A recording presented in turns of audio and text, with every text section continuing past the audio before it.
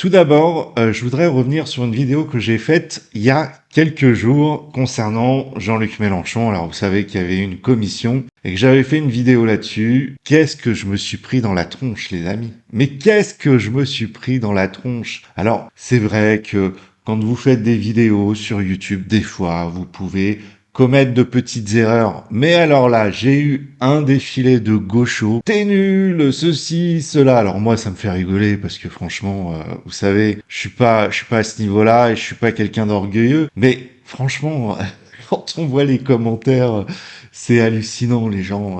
Ah oui, tu racontes n'importe quoi. Non, mais vous savez quoi, les gauchos, je vous emmerde. Clairement, je vous emmerde.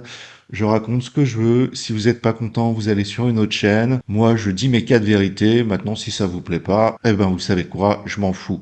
Allez, maintenant, on va passer à un autre sujet et on va parler de qui? Oui, d'une femme qui aurait pu se présenter à Miss France. Oui, elle aurait eu toutes ses chances. Elle aurait pu faire carrière. Elle aurait pu avoir, je sais pas, un poste à TF1 par exemple. Mais au lieu de ça, elle s'est inscrite à l'écologie. Oui, là où l'herbe est plus verte, là où il n'y a pas d'avion, là où il n'y a pas de voiture, là où on fait des alliances avec le diable qui s'appelle la France Insoumise. Et en plus, cette femme parle mal. Alors, nous allons découvrir cette nouvelle vidéo de Nathalie Saint-Cric. Vous savez, c'est la mère du petit pistonné Benjamin Duhamel qui avait eu des propos et surtout un échange avec Alexis Corbière et qui faisait le rapprochement entre les musulmans, l'antisémitisme et l'électorat de Jean-Luc Mélenchon, ce qui lui a valu beaucoup de critiques sur les réseaux sociaux. Donc elle a décidé de revenir dessus et nous découvrirons par la suite la réaction de Marine Tondelier qui fait sa Brigitte Macron. Allez, on regarde tout ça ensemble et c'est dans l'actualité du jour. Nathalie, avant de se quitter, nous souhaitions revenir sur un passage de l'émission de mercredi dernier qui a suscité une certaine émotion. Il faudrait qu'on écoute, comme ça c'est le plus simple pour que montrer la vérité, ne heurter personne, parce que les propos ont été tronqués. Je vous propose d'écouter, je ferai très court derrière. Il y a quand même un certain nombre d'accusations d'antisémitisme autour de votre ancienne famille. Je ne parle pas de vous. Est-ce que ça vous donne, vous dites pas, écoute, on a eu raison finalement de l'antisémitisme est chose sérieuse. Il existe dans le pays. D'accord? Ça existe. Et la quête du vote musulman aussi. Alors déjà, là, je vous reproche, pourquoi vous faites ce lien? Et là-dessus, il y a un débat, chère Nathalie Saint-Cric, qu'on pourrait avoir. Pourquoi, quand je parle d'antisémitisme, vous faites un lien avec la quête du vote musulman? C'est quand même surprenant qu'un mec qui a été la cible de la France Insoumise, qui s'est fait dégager comme une merde, vienne encore défendre Jean-Luc Mélenchon. Alors vous allez voir qu'il va tourner les choses de façon à dire, mais vous vous rendez compte, vous dites que tous les musulmans sont antisémites. Bah oui, c'est exactement ça qui va se passer. Allez, on regarde la suite. Ça semble être un a priori que je n'accepte pas.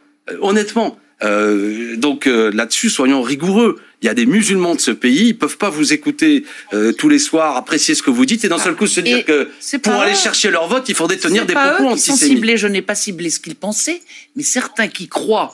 Et ça a été. Non mais bon, il y a possiblement des antisémites. Enfin, il y a possiblement. Donc, il y a des antisémites en France. C'est pas les musulmans qui sont condamnables. C'est ceux qui croient qu'en leur disant des propos antisémites, on va pouvoir les rallier. C'est pas du tout pareil. D'accord. Bon, enfin, là, oui, mais si certains le font, c'est absolument détestable. Alors, ce qui est marrant, en fait, c'est que tout a été transformé sur les réseaux sociaux. C'est pas pour défendre Nathalie Saint-Cric, mais voilà. Elle est accusée, en fait, d'avoir stigmatisé tous les musulmans de France. Et c'est là qu'il faut mesurer l'impact des réseaux sociaux vis-à-vis des médias. Ils peuvent tout transformer, ils peuvent manipuler. Bien sûr, il y a des politiques de gauche qui ont réagi là-dessus, qui ont dit que c'était une honte de stigmatiser les musulmans. Mais bon, ça a été très très clair dans sa vidéo et vous allez voir qu'elle continue à se justifier. On regarde la suite. Alors, si j'ai pas été d'une clarté extrême, je tenais juste à dire que, comme vous l'avez entendu, je ne mets pas en question les Français de confession musulmane, nos compatriotes. Je mets en question les politiques, et ça je maintiens, qui utilisent et qui manient l'antisémitisme en imaginant pouvoir rafler du vote. Point.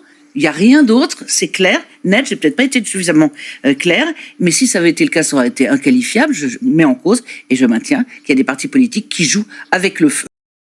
Elle ne fait pas preuve quand même de beaucoup de courage. Pourquoi? Parce que il y a une partie, mais encore une fois, faut pas stigmatiser, faut pas viser tout le monde, mais il y a des gens qui sont musulmans et qui sont antisémites en France. Et oui, ça existe. Alors c'est vrai que ça déplaît à la gauche de dire ça parce que c'est la réalité. Et la gauche, c'est tout sauf la réalité, c'est surtout le déni. Et moi, je trouve ça fatigant qu'on puisse parler de rien, qu'il y ait des sujets qui soient tabous. Ça, c'est comme les retraités aisés qui s'en mettent plein les fouilles, à qui on donne des augmentations, qui ont des héritages de 300 000, 500 000 euros, plus leur superbe pension, c'est-à-dire qu'ils gagnent plus que les actifs, rien qu'avec leur pension. Ben voilà, je trouve ça un petit peu dommage qu'il y ait des choses qui soient tabou en France, qu'on ne puisse pas dire les choses, parce que c'est tout de suite, ah non, mais faut pas diviser les Français, mais c'est trop tard, on est déjà divisé. Il y a beaucoup de choses qui vont pas, et puis personne ne fait rien, ne dit rien. On passe un budget de la sécurité sociale alors qu'il y a des réformes à faire. Mais bon, ça passe crème, on met 2-3 trucs qui servent à rien. Le Rassemblement National, je vous en parle pas, ils ont même pas voté. On sait pas pourquoi, voilà, sur des sujets qui sont quand même très importants. Donc voilà, on peut parler de rien. Et dès qu'on attaque des sujets tabous, eh ben tout de suite, ça prend des proportions hors normes. Mais suite à cette vidéo, il y a une personnalité politique que vous connaissez très bien. Et oui, Madame Pomme Verte, qui dit dans ce tweet, « Sale conne et fière de l'être ». Alors, moi, je me pose des questions parce que quand je vois l'attitude des élus, surtout que là, c'est de l'agression gratuite, hein, elle s'est justifiée, bon voilà, elle avait des propos qui, effectivement, ont été transformés par d'autres, mais venir incendier Nathalie Saint-Cric par une élue de la République, je trouve ça un petit peu moyen quand même, quand on est censé se présenter au présidentiel, quand on est censé montrer l'exemple, avoir des propos d'une telle violence envers une journaliste qui ne fait que de s'expliquer, ben moi je trouve ça tout simplement minable. Et cela surtout quand on est à la tête d'un parti politique, quoi. Ces gens-là n'ont aucune classe, n'ont aucune décence. De toute façon, quand on voit Marine Tondelier, elle s'exprime comme une gamine. On dirait une gamine de 16 ans, on dirait une ado qui s'exprime. Mais de toute façon, il ne faut pas s'inquiéter parce que Marine Tondelier, pour les présidentielles, elle fera pas plus de 2%, comme d'habitude. Alors elle peut continuer à faire ses petits tweets haineux parce que, au final, elle ne représente pas grand-chose. Et surtout, c'est l'idiote utile de Jean-Luc Mélenchon. Sur ce, les amis, je vous dis à très bientôt pour de prochaines vidéos. Ciao!